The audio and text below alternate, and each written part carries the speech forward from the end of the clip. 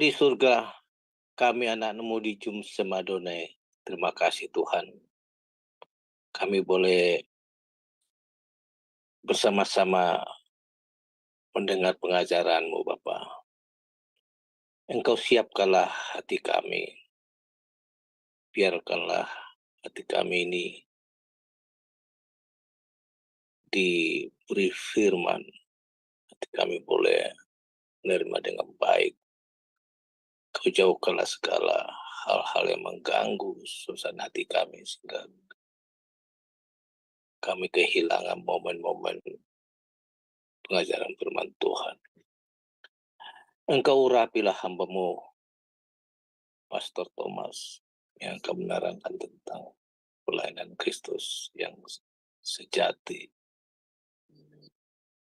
Biarlah Engkau urapi setiap kata dan kalimat boleh menjadi remah buat kami. Dan hal-hal yang tersembunyi Engkau ungkapkanlah.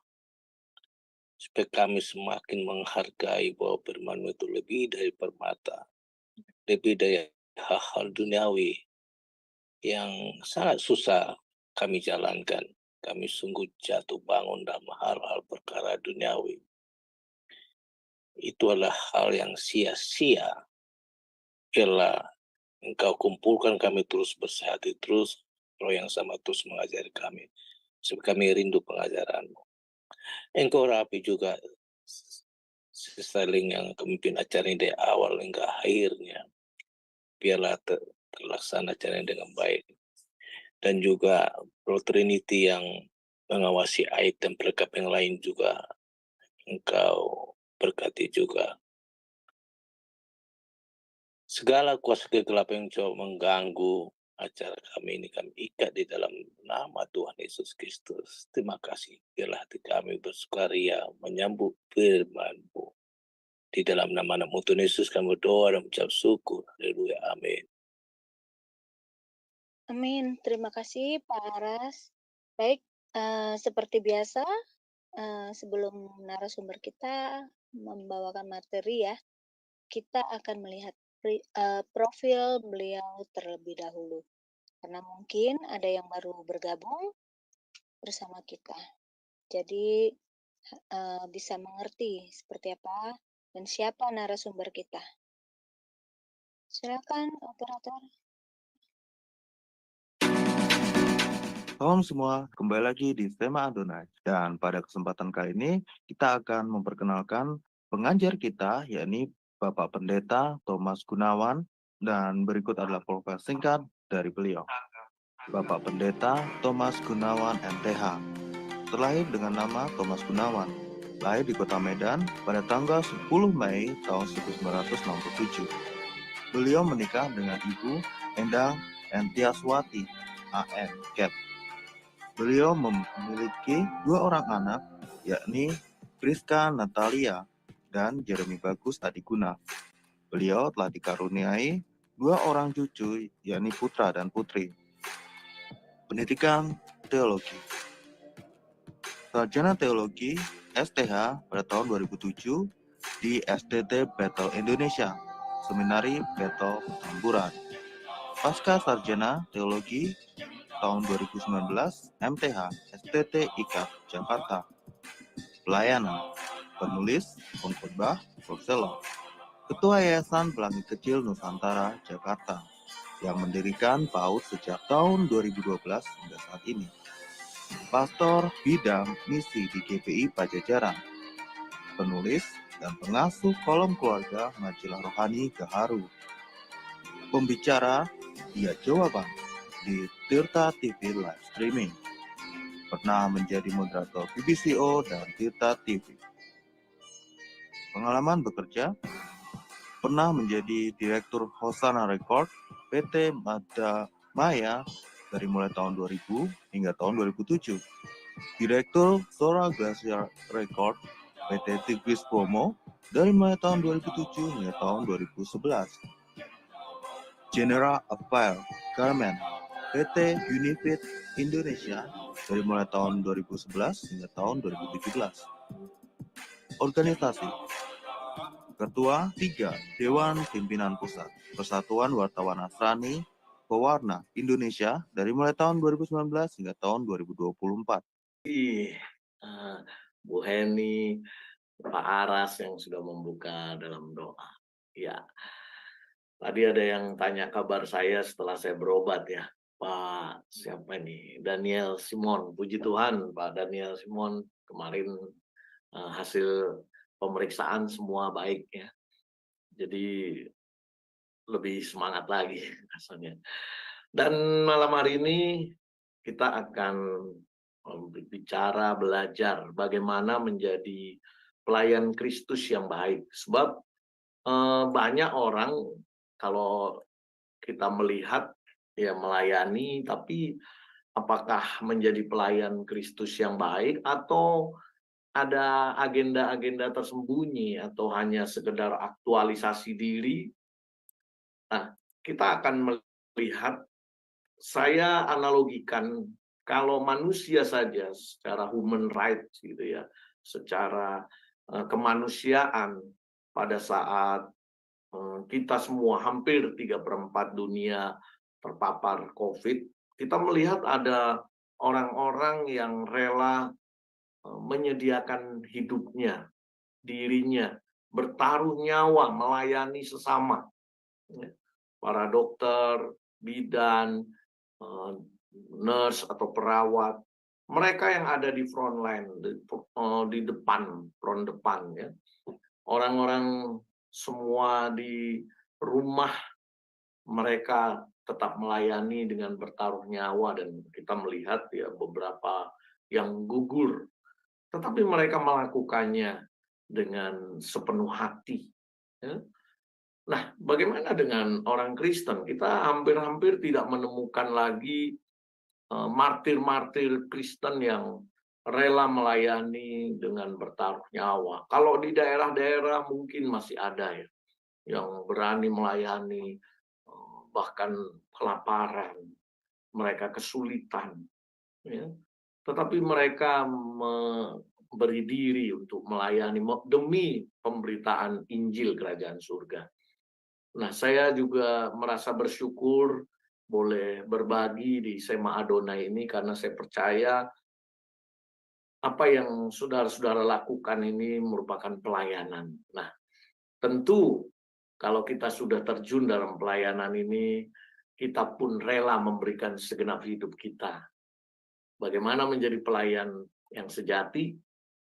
Kalau kita membaca di dalam Markus pasal 10 ayat 45, dikatakan demikian, karena anak manusia juga datang bukan untuk dilayani, melainkan untuk melayani, dan untuk memberikan nyawanya menjadi tebusan bagi banyak orang.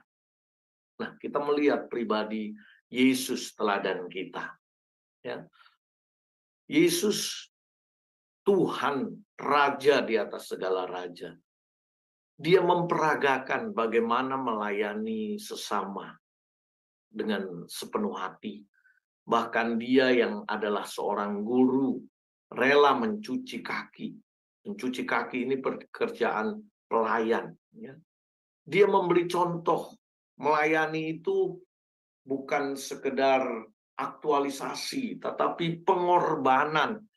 Ya, pengorbanan waktu, bahkan harga diri. Terkadang kita sudah melayani, tetapi masih saja kita dicaci.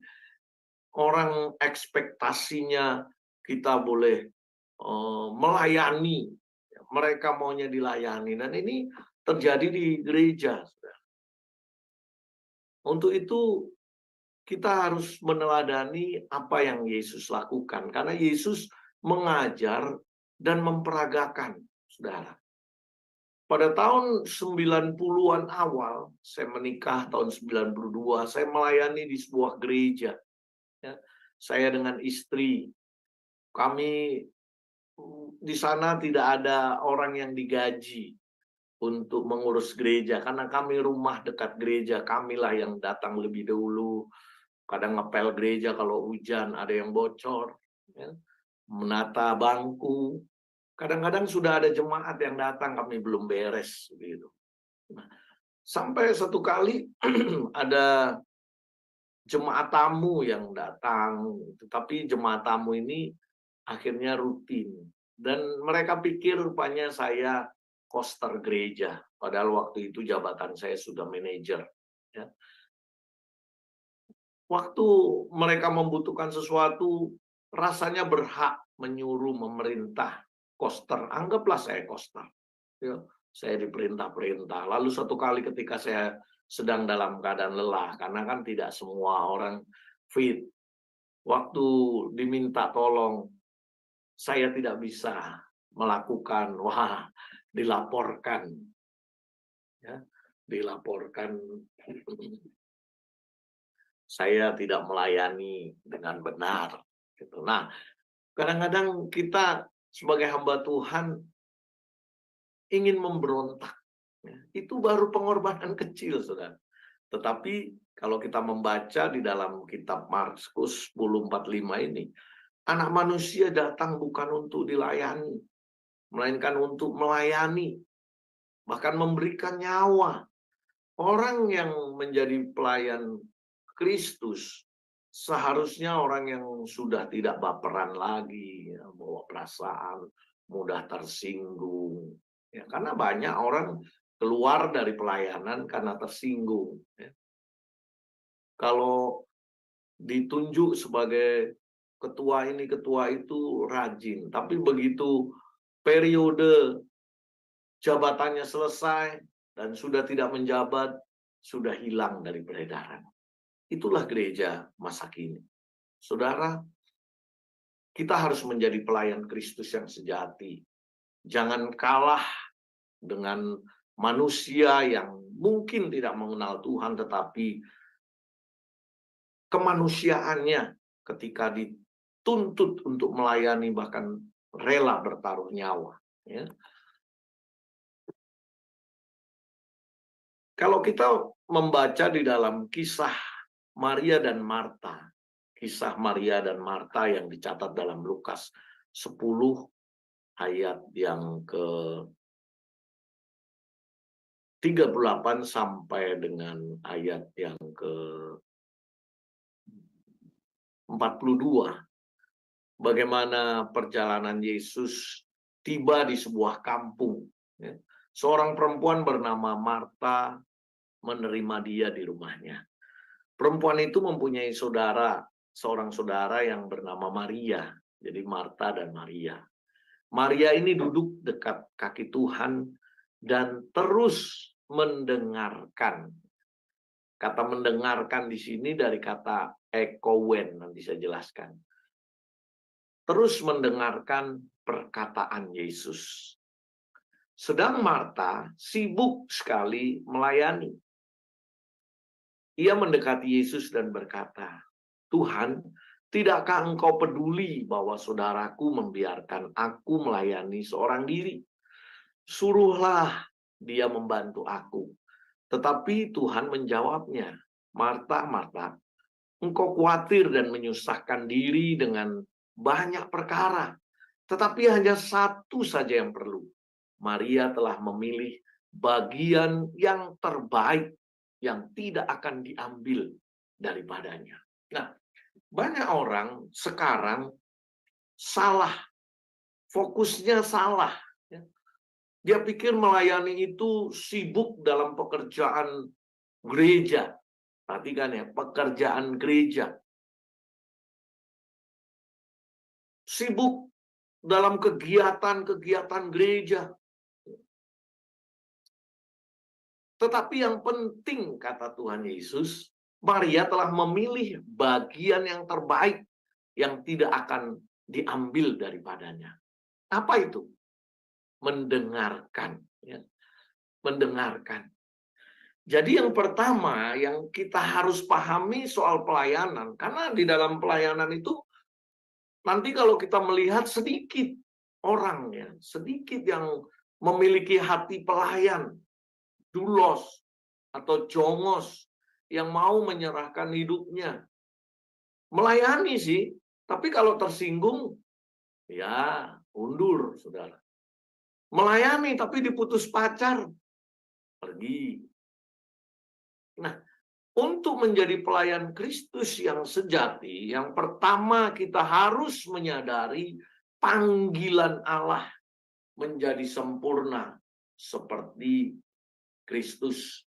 Menjadi sempurna seperti Kristus. Kalau kita membaca di dalam kitab Roma 8 ayat 29. Roma 8 ayat 29, firman Tuhan katakan, sebab semua orang yang dipilihnya dari semula, mereka juga ditentukannya dari semula untuk menjadi serupa dengan gambaran anaknya, supaya ia anaknya itu menjadi yang sulung di antara banyak saudara.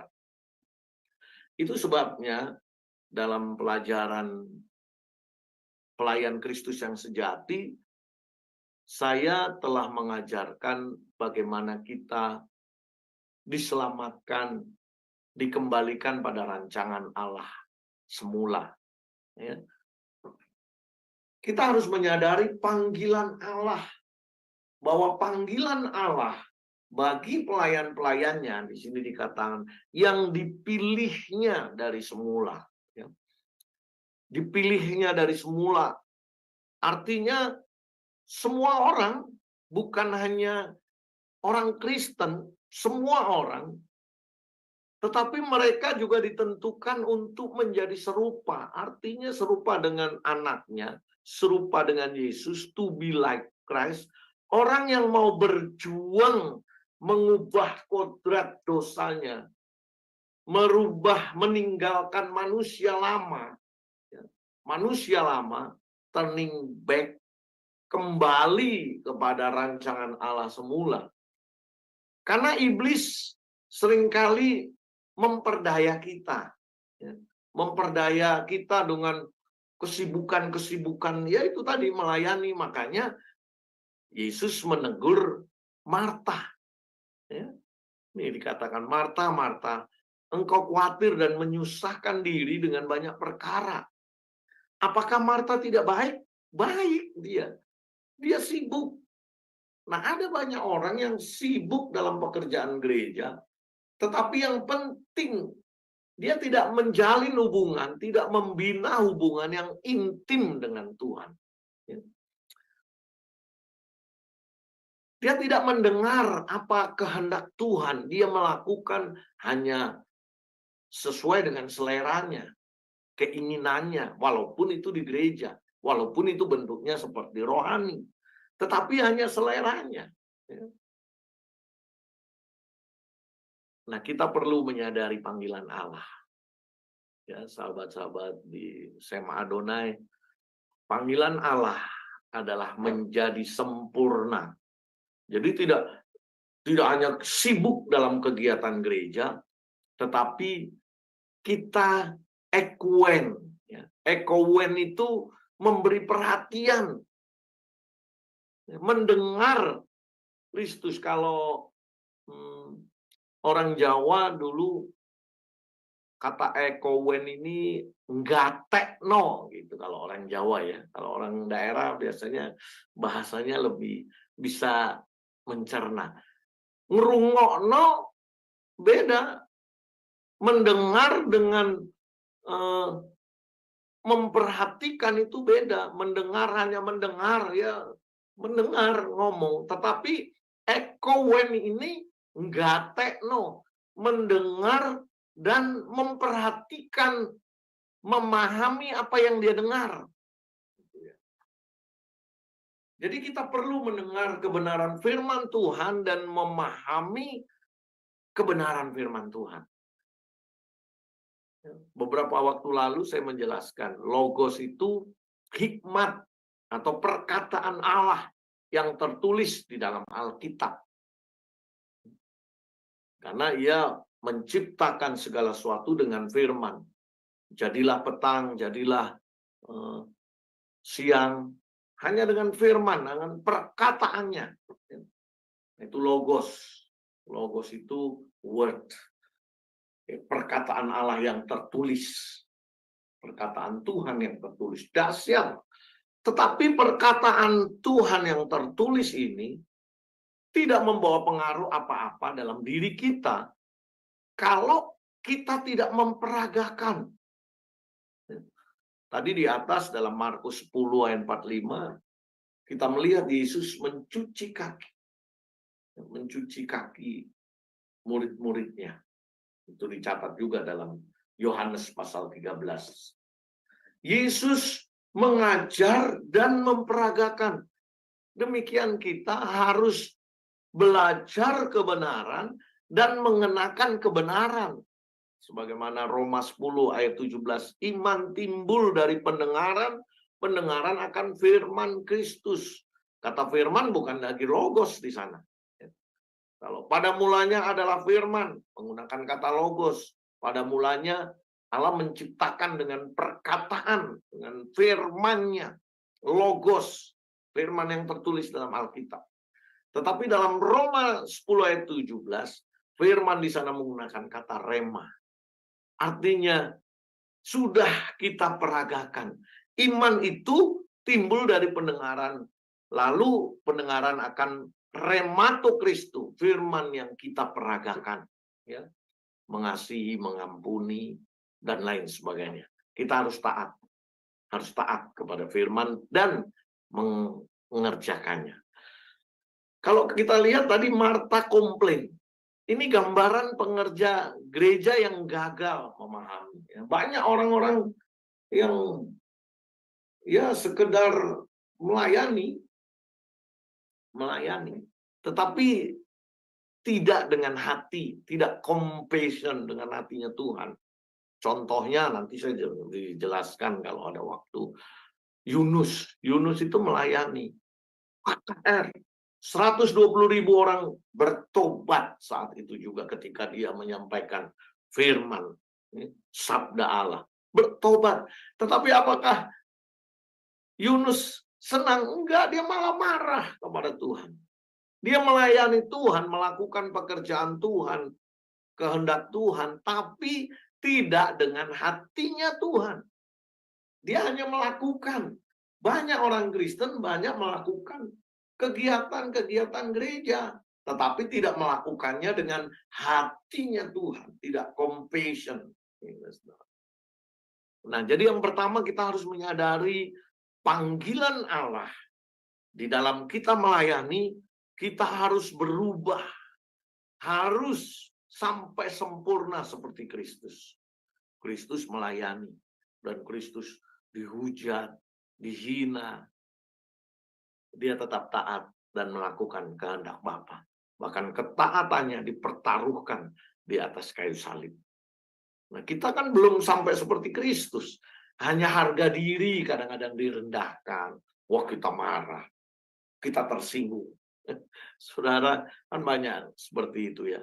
Ya, kita berharap di Sema Adonai sudah nggak ada lagi orang-orang yang baperan. Karena Sema Adonai akan dipakai oleh Allah menjadi corongnya Tuhan. Ya. Kita harus menyampaikan berita ini dengan lantang melalui pelayanan di Sema Adonai. Itu sebabnya saya bersyukur dan berterima kasih Allah memberi kesempatan bagi saya untuk menyampaikan kebenaran ini di Sema Adonai. Jadi kita sudah tahu yang pertama, kita harus menyadari untuk menjadi pelayan Kristus yang sejati, kita tidak sekedar melakukan tugas-tugas gerejawi, tetapi kita harus melakukan dengan hati Bapa. Kita harus melakukan dengan hatinya Tuhan. Dengan hatinya Tuhan. Jadi kita tidak melakukan kehendak kita. Kan banyak. Dulu saya begitu, saudara. Betul. Dulu awal-awal saya melayani dengan sungguh-sungguh. Doa semalaman. Ya. Worship leader, zaman pertama-tama berkhotbah, sebelum berkhotbah, worship leader, saya lakukan. Ya.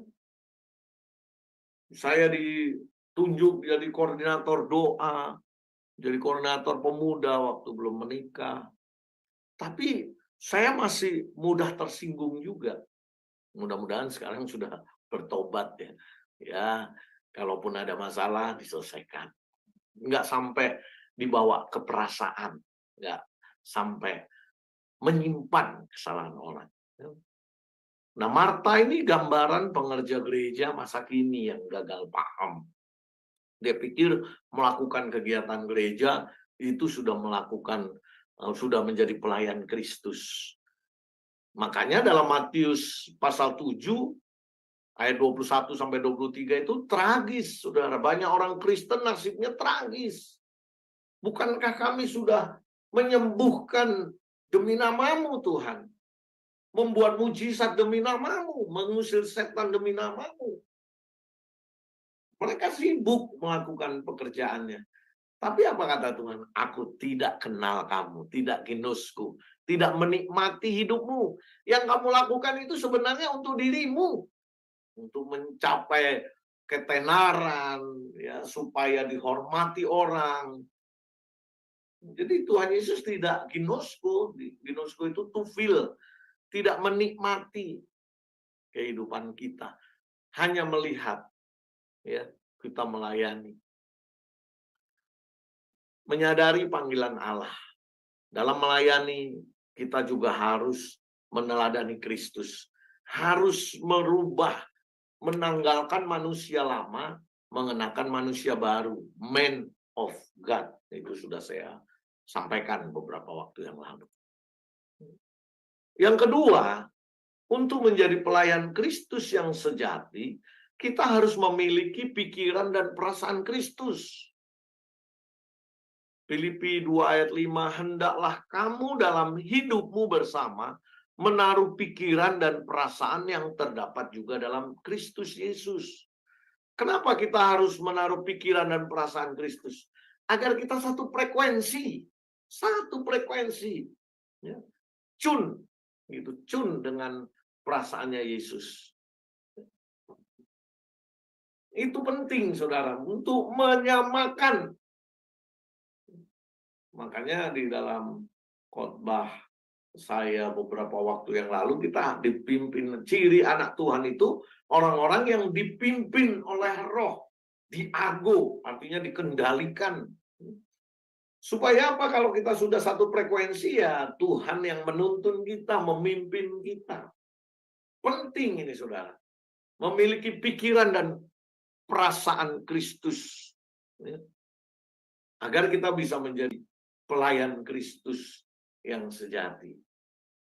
Kalau kita nggak satu frekuensi dengan Allah, pasti yang kita lakukan untuk diri kita sendiri.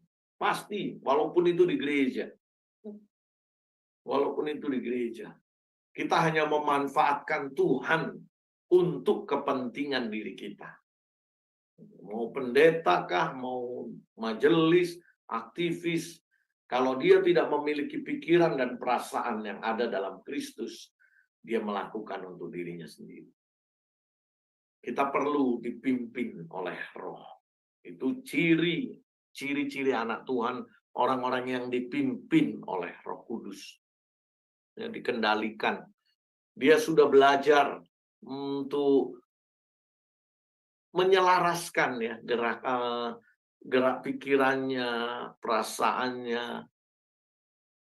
Stehio itu harmonis dengan Roh Kudus. Roh Kudus ke kiri, kita ikut ke kiri, walaupun tidak enak, ya. Tapi karena Roh Kudus ke kiri dan kita memiliki hati yang peka, dituntun oleh Roh Kudus, kita ikut ke kiri.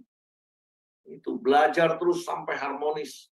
Kiri, kanan, seperti orang berbaris dipimpin oleh Roh, stehio. Ya, beberapa waktu saya sudah ajar, ada dua kata dipimpin dalam bahasa Indonesia, tetapi dari teks Gerika yang berbeda. Stehio, dipimpin, diterjemahkan juga dipimpin Roh. Tapi dalam arti harmonis dengan Roh. Selaras dengan Roh, seperti orang berbaris.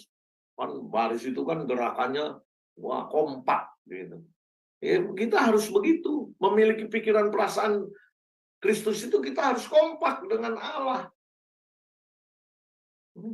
Harus kompak. Ini nanti teruji ketika kita melayani benar di medan pelayanan. Bagaimana kita disalahartikan, diperlakukan tidak adil. Nah, bagaimana sikap kita?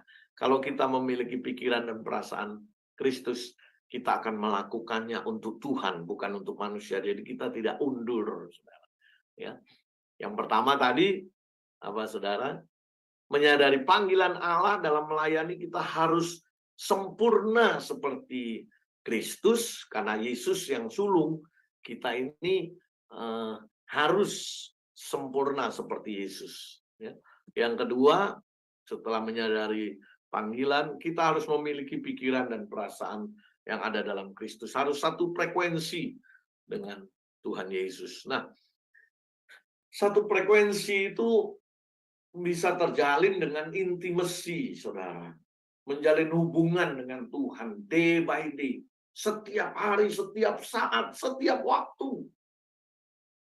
Ya, kami ini sedang melakukan gerakan kekudusan. Memang tidak mudah, saudara. Tetapi Roh Kudus pasti menolong. Ya. Kekudusan, holy movement, gitu. Holy movement. 24 hour in the presence of God. Jadi 24 jam di hadirat Tuhan. Bagaimana ketika kita salah, kita segera menyadari. Nah, itu akan terus melatih kita untuk memiliki pikiran dan perasaan Kristus. Satu frekuensi, tidak ada link-link yang lain. Ya. Ya, satu kali memang kadang saya ini begitu ketemu cucu, wah udah kesukaannya cucu, udah lupa dengan Tuhan. Nah, itu udah nggak boleh lagi. Ya, menikmati hubungan dengan cucu, tapi tetap dalam hadirat Tuhan. 24 hours in the presence of God. Gitu. Jadi satu frekuensi itu. Itu memiliki pikiran dan perasaan Kristus setiap hari. Kan dengar radio juga kita harus tune, harus benar-benar satu frekuensi. Kalau enggak, nyanyi, suaranya nggak enak. Gitu ya, saudara. Ya, itu banyak kita alami ketika kita tidak satu frekuensi dengan Tuhan. Yang ketiga, untuk menjadi pelayan Kristus yang sejati, ya, selain menyadari panggilan Allah, kita menjadi hamba Tuhan yang siap diubah dan berubah. Mindset kita harus dirubah. Sampai kita mencapai seperti Kristus, kita harus, yang kedua, kita harus satu frekuensi, sepikir, seperasaan dengan Yesus. Yang ketiga, kita harus memiliki prinsip hidup yang benar. Matius 6 ayat 33. Cari dulu kerajaan Allah dan kebenarannya, maka semua ditambahkan. Orang Kristen sekarang salah, mencari Tuhan bukan hanya untuk memanfaatkan Tuhan biar diberkati. Mencari Tuhan itu sebenarnya cuman supaya sehat, supaya rumah tangganya baik. Enggak salah sih, tapi kalau tujuannya itu, ya akhirnya sesat juga, saudara. Mencari Tuhan bukan untuk memanfaatkan Tuhan. Coba kita lihat doa-doanya. Tuhan berkati, ya pengen mobil, pengen rumah. Tuhan. Kita harus mengikuti jejak Yesus. Mencari Tuhan supaya kita bisa mengerti apa yang diinginkan Tuhan. Lalu kita melakukan semua keinginan Tuhan. Jadi mencari Tuhan bukan memanfaatkan Tuhan supaya kita diberkati, supaya kita sehat. Itu pasti. Pasti. Kalau kita mencari Tuhan, lindungi aku Bapa, tak dapat jalan sendiri, ya Bapa, Kau perlindunganku.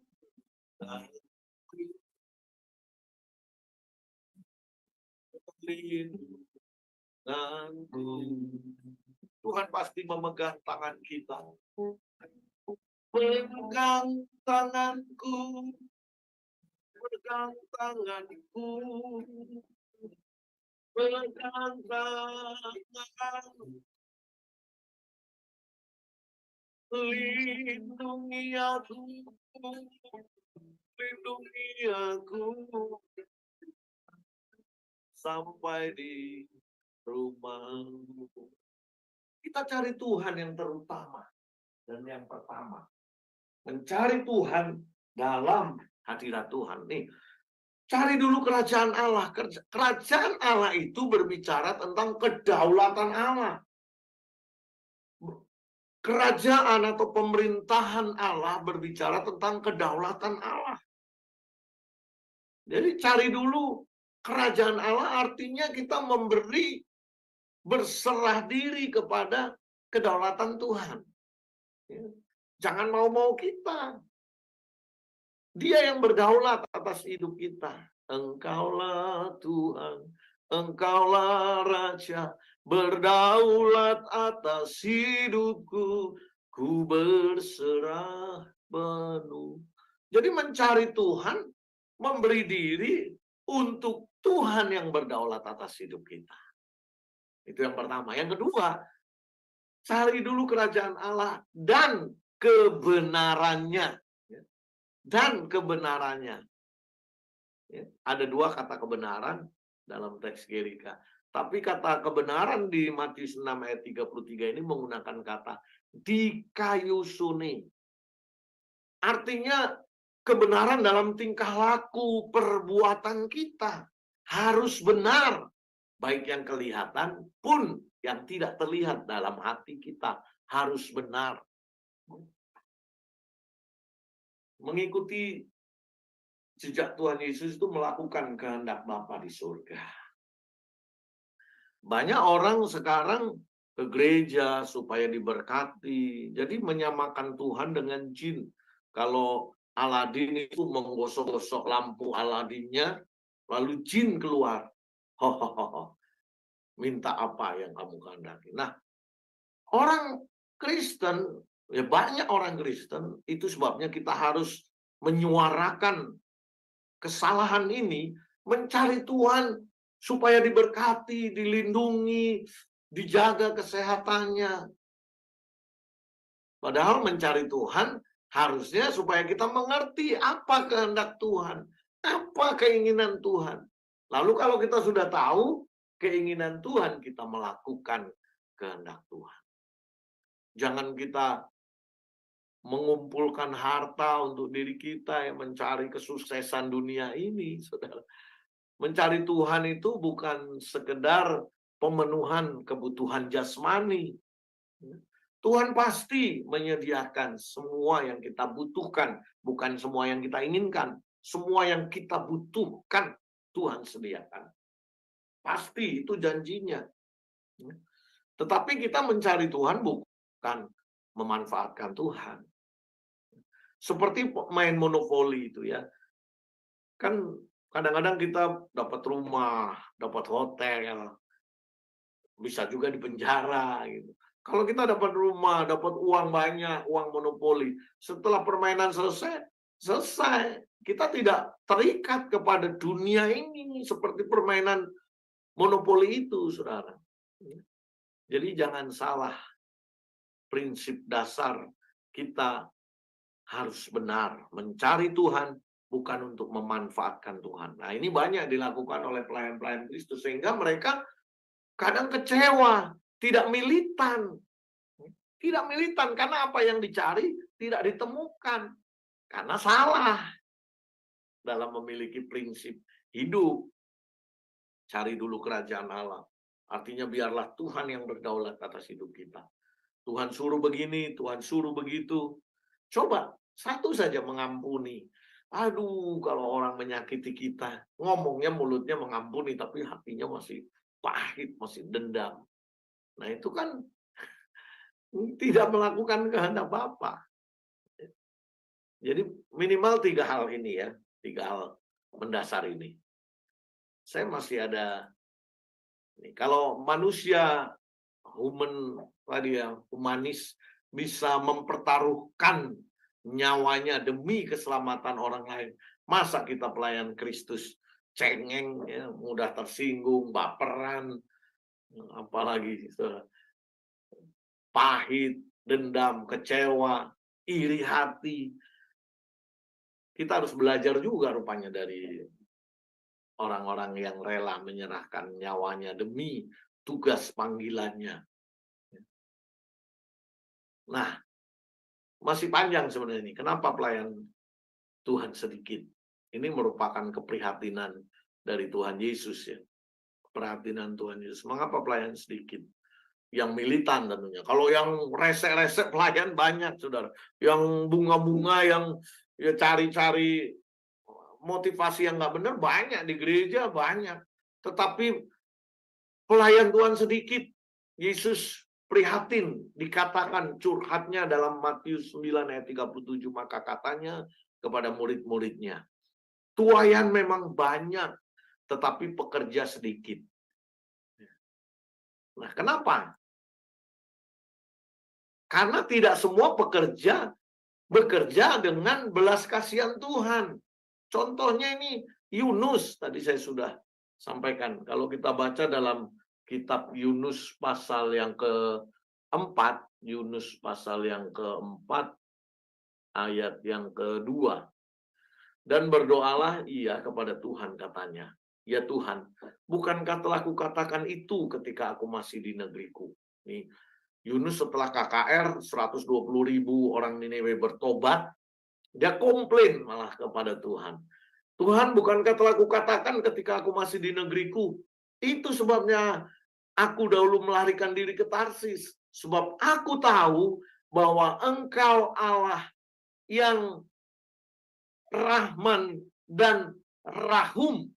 Oh, Arab Rahim. Ya.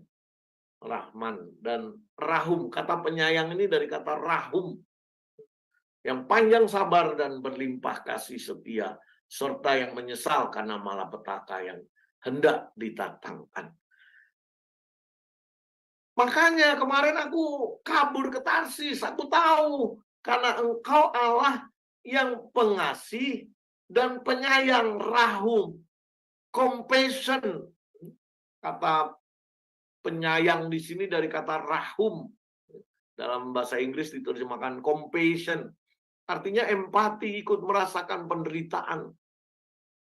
Allah kita itu seperti itu, Rahum, compassion.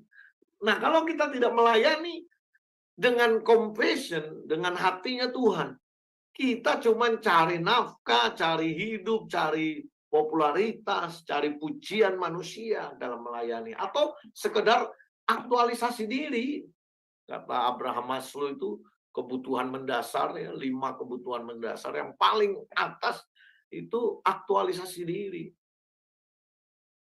Kita hanya mengaktualisasi diri. Tidak melayani dengan compassion. Nah, ini saya ambil quote dari Pak Eras. Jangan sampai kita memiliki agenda pribadi dalam pelayanan. Sehingga Tuhan berkata, aku tidak melihat kamu melayani aku. Aku tidak mengenal kamu. Tidak merasakan, tidak menikmati pelayananmu. Karena yang kita lakukan itu hanya untuk kepentingan diri kita sendiri. Coba sekarang kita koreksi ya.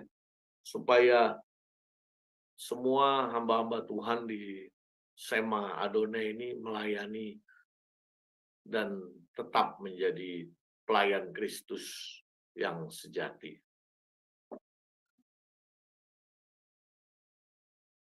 Apa ini? Oke. Selanjutnya, saudara.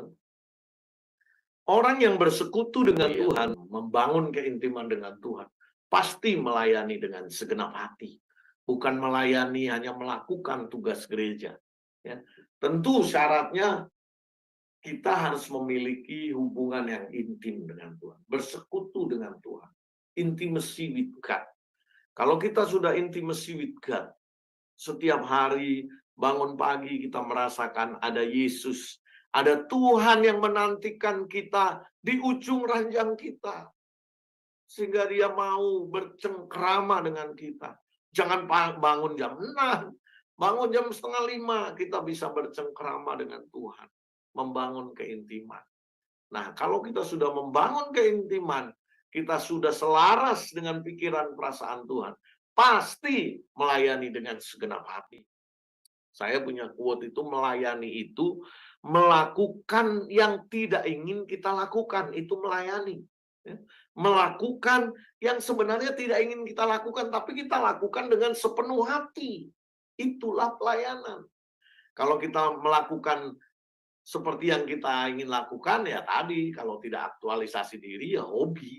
Hobi pasti kita lakukan, karena kita ingin melakukan. Tetapi kalau hal yang tidak ingin kita lakukan, tetapi kita melakukan dengan segenap hati, itulah pelayanan. Nah, kita sudah mendengar curhatnya Tuhan Yesus, ya, dan kita mau menggenapi. Tuayan banyak, saudara. Hari ini tuayan banyak. Sema Adonai akan dipakai Tuhan menjadi corongnya Tuhan. Kita harus menyuarakan bagaimana menjadi pelayan Kristus yang sejati. Nah, mengapa pelayan sedikit? Kalau dalam Lukas 10 ayat 33 sampai 34, ada sebuah kisah di mana seorang Samaria menolong orang Yahudi yang dirampok. Ini orang Samaria ini dianggap golongan kedua. Orang Yahudi kan rasis ya, maksudnya memang dulu Tuhan larang untuk bergaul dengan orang berdosa begitu. Tapi jadi budaya rasis itu jadi menyimpang. Mereka menganggap orang Samaria orang kelas 2 begitu. Terus ketika Yesus menggunakan perumpamaan ini, ada seorang Yahudi yang dirampok, lalu ada seorang imam orang Lewi lewat, aduh, aku mau melayani Tuhan di rumah Tuhan. Kalau menolong dia nanti aku terlambat. Jadi kepentingannya kan, banyak kita begitu. Tuhan mau kita menolong itu melayani, menolong orang yang mungkin di luar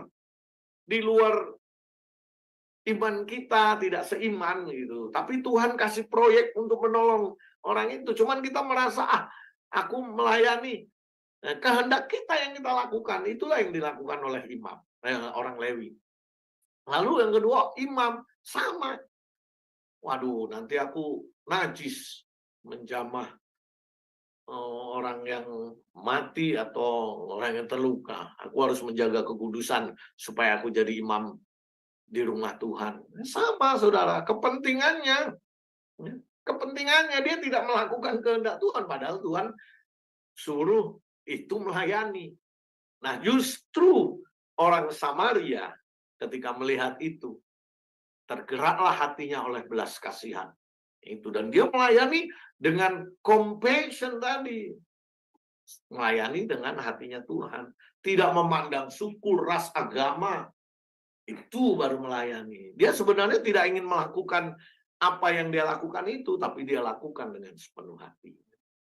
Mengapa pelayan Tuhan sedikit? Karena memang ya seperti ini, kepentingan, hanya melayani Tuhan dengan kepentingan. Tidak semua pelayan rela berkorban. Kalau tadi tidak semua pelayan melayani dengan hatinya Tuhan. Yang kedua, mengapa pelayan Kristus yang sejati sedikit? Karena tidak rela berkorban. Nah, ini dunia kita ya, dunia kita, ancaman perang nuklir, ya dunia akan berakhir. Sejarah dunia pasti akan diakhiri, itu kata Alkitab. Jangan sampai kita terlambat melayani. Seperti orang kaya dalam Lukas 16 ayat 27 sampai 28. Ketika dia sudah di alam maut, dia bertobat tapi terlambat. Dia bilang begini, dia melayani, dia takut 5 saudaranya masuk ke tempat alam maut itu. Seperti Yesus juga takut kita masuk di alam maut. Dia relakan nyawanya. Tetapi orang kaya ini mau melayani, minta tolong lagi sama si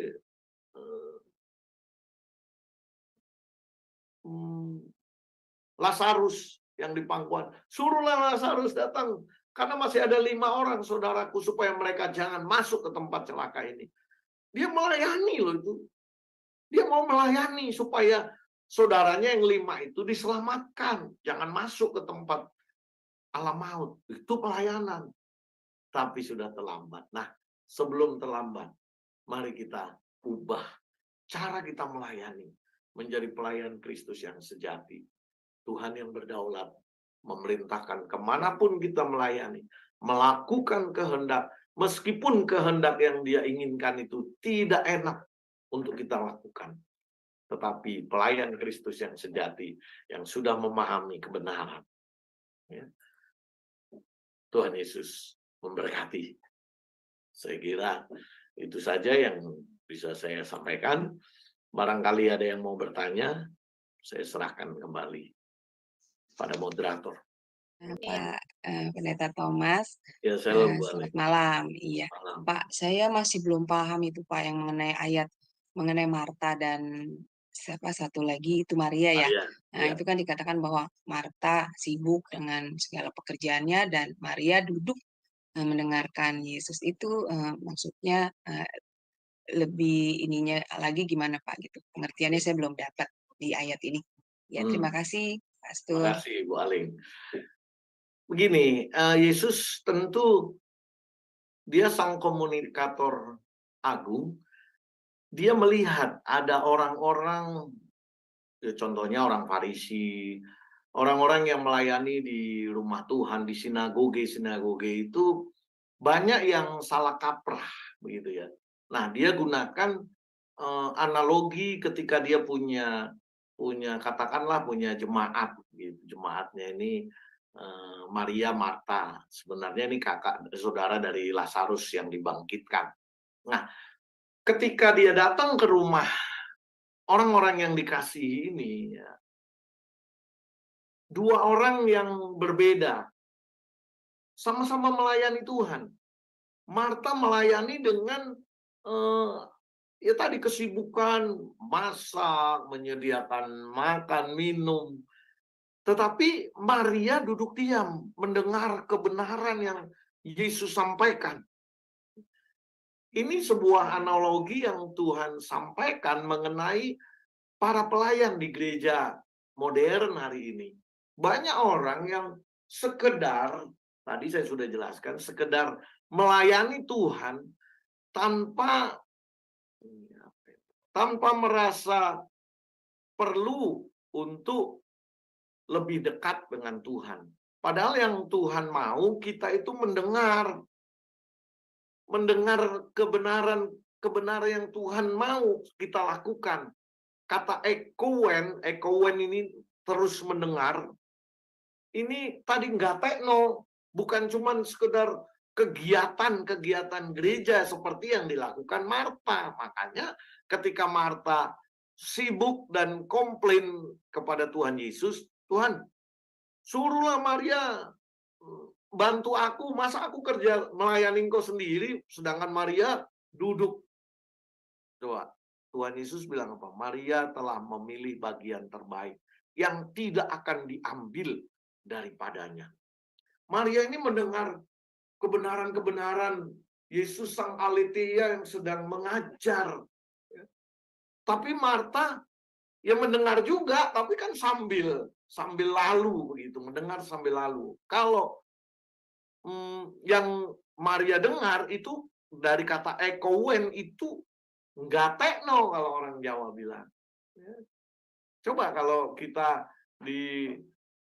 lagi ngobrol sama orang tua kita, terus kita sambil lalu, kita kurang hormat rasanya. Tetapi kalau kita mendengar, lalu kita yang nggak tekno tadi bahasa Jawanya apa ini ya, mendengar ekowen itu nggak tekno, memperhatikan, memahami apa yang dia sampaikan. Nah, banyak orang Kristen, pekerja Kristus tidak melakukan kehendak Tuhan. Dia yang melakukan pekerjaan gereja. Itu sebabnya Tuhan Yesus juga ngomong dalam Matius 7, 21, 22, 23. Ya, tidak semua orang yang melakukan tadi mujizatkah itu melakukan untuk Tuhan. Karena yang lebih penting ini intimasi, Bu Aling. Kita tidak cukup datang ke gereja seminggu 2 kali, bahkan 3 kali. Ya. Tapi kita tidak punya hubungan yang intim dengan Tuhan. Itu bisa kita bangun setiap hari. Ya, setiap hari. Sadar nggak kita? Bahwa ketika kita bangun pagi, Ada Tuhan yang menunggu kita di ujung ranjang kita, sehingga kita bangun pagi-pagi seperti teladan Yesus. Markus 1 ayat 35, itu hari masih gelap, dia datang, dia membangun keintiman dengan Elohim Yahweh. Ya. Kita pun demikian, Tuhan mau kita bersekutu intim dengan Tuhan. Ya. Karena ketika kita intim dengan Tuhan, kita mendapat impartasi Roh Kudusnya, Roh Allah. Itu yang tidak akan diambil daripadanya. Tapi kalau kita cuma sekedar melakukan kegiatan gereja, ada masanya, kita selesai, tugas kita selesai. Tapi kalau kita mendengar intim, membangun keintiman, itu tidak akan diambil. Walaupun kita sudah tidak jadi majelis, sudah kalau pendeta itu emeritus ya. Tapi kita masih memiliki Tuhan. Kita punya masalah, kita punya segala macam problema hidup. Karena kita membangun keintiman Tuhan. Kita tidak kehilangan damai sejahtera, sukacita. Karena itu impartasi ketika kita bangun keintiman dengan Tuhan. Begitu Bu Aling. Kalau masih kurang puas, boleh, masih ada waktu. Atau yang berarti Pak, kita melakukan pelayanan itu bukan sesuai kehendak kita ya Pak. Seperti itu ya, sama juga ya. Tapi biarlah kehendak Tuhan yang memimpin pelayanan kita. Seperti itu ya Pak. Betul. Iya, oke. Ya, terima kasih Pak Thomas untuk penjelasannya. Tuhan berkati. Ya, jadi jangan sekedar sibuk melayani di gereja, tetapi kita tidak intim dengan Tuhan, membangun keintiman, bergaul dengan Tuhan secara pribadi. Oke, Bu Ana, masih ada? Baik, terima kasih. Mungkin masih ada, karena ini masih ada waktu ya. Sambil menunggu, saya yang mau bertanya. Boleh. Jadi begini ya, Pastor. Artinya kita sebagai pelayan Kristus yang sejati tidak boleh berkompromi dengan dosa. Itu salah satu ya. Kan begitu ya Pastor ya. Betul. Karena kita mau dikatakan pelayan sejati ya harus benar-benar fokus di dalam pelayanan, kan begitu Pastor. Karena ya maaf ya Pastor ya, bukan saya menghakimi, tetapi mungkin ya, saya tidak tahu juga ya, mungkin di Hong Kong ini ya, kan ada di gereja saya itu dia mungkin karena gereja kami nggak begitu banyak jemaatnya ya, jadi pelayan gereja itu nggak tidak belajar dulu gitu loh Pastor. Jadi langsung aja, iya kamu bisa nyanyi ya, kamu jadi singer loh, kamu bisa ini ya, kamu ini. Nah itu kan jadi tidak mengerti gitu ya Pastor, apa artinya pelayanan. Harusnya kan kita belajar ya, bagaimana sih maksudnya kita melakukan pelayanan di gereja itu seperti apa. Kan satu hal yang saya tahu, tidak boleh berkompromi dengan dosa. Kan begitu ya Pastor? Betul. Menurut Pastor bagaimana kalau misalkan dia nggak perlu belajar dulu bagaimana cara pelayanan di gereja itu seperti apa? Nah itu begitu Pastor. Silakan. Tapi kalau ini ya bicara tentang kontekstual itu tadi kan pelayannya sedikit, terus akhirnya karena cuma sedikit, siapalah yang mau? It's okay. Itu karena melayani Tuhan itu dalam bahasa Gerika Yunani itu ada 4, liturgi, latreia. Nah, latreia ini servis, melayani, kolektan kah, song leader, singer, pemimpin pujian tadi, atau pengkhotbah, ini latreia. Lalu yang penting memang proskuneo, penghormatan tertinggi, lalu eusebeia, itu melayani juga, tapi melayani dengan melakukan kegiatan-kegiatan yang rohani begitu, yang kudus. Nah, kalau dalam konteks Ibu Ana tadi di Hong Kong ya, pelayan Tuhan sedikit, akhirnya tanda petik asal comot gitu. Dia yang penting punya hubungan yang intim dengan Tuhan. Kalau dia nggak ngerti melayani, memang ya semua orang pasti punya kekurangan gitu. Tapi siapa yang bertanggung jawab di sana? Nah, itulah yang perlu mengajarkan. Kalau kita punya keintiman, saya pernah kasih quote ya, orang yang bersekutu dengan Tuhan akan memancarkan terang yang menakjubkan. Artinya begini, Bu Ana, ya ini saya tidak tahu konteks di sana, tapi begini, misalnya cuman 15 sampai 30 orang. Lalu kan pasti nggak semua 30 orang itu ditunjuk kan. Lalu si hamba Tuhan, coba Singer, kamu penerima tahu, pasti juga itu tadi orang yang paling tidak punya hati. Ya, mudah-mudahan seperti itu. Kalau dia nggak punya hati, lalu melayani, terus hari Minggu melayani, Senin, Selasa di pub. Ya, di pub pun kalau cuma hiburan biasa, itu pun udah mengandung resiko ya. Tapi lantas hidupnya tidak benar, ya jadi batu sandungan. Maksudnya mungkin yang Bu Ana sampaikan begitu. Karena sekarang pun Bu Ana, ya kita tidak menghakimi, tapi pemain musik dengan singer, pendeta muda atau pendeta. Saya mendengar itu ada pendeta wakilnya atau pendeta muda, anaknya dari gembala, main affair dengan song leader. Aduh, itu banyak terjadi sekarang ya, kita harus waspada.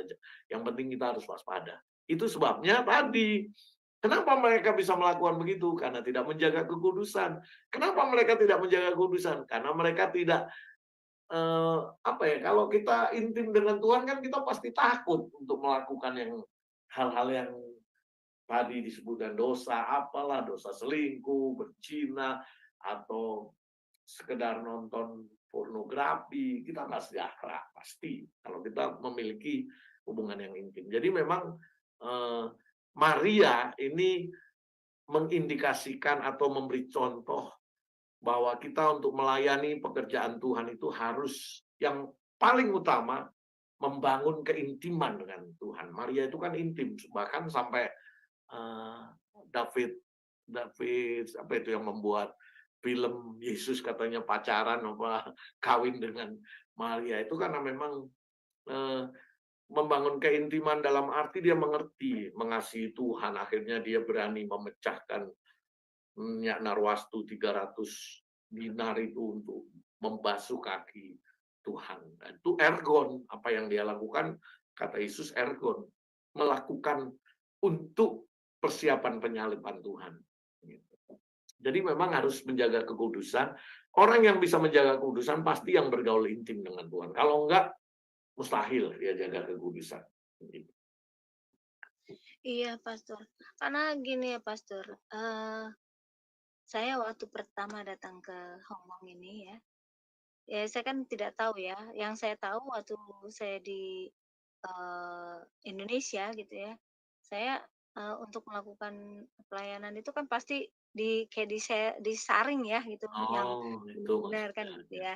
Nah, Audisi gitu ya. iya. Nah, saat di sini ada salah satu teman saya gitu kan, dia singer gitu.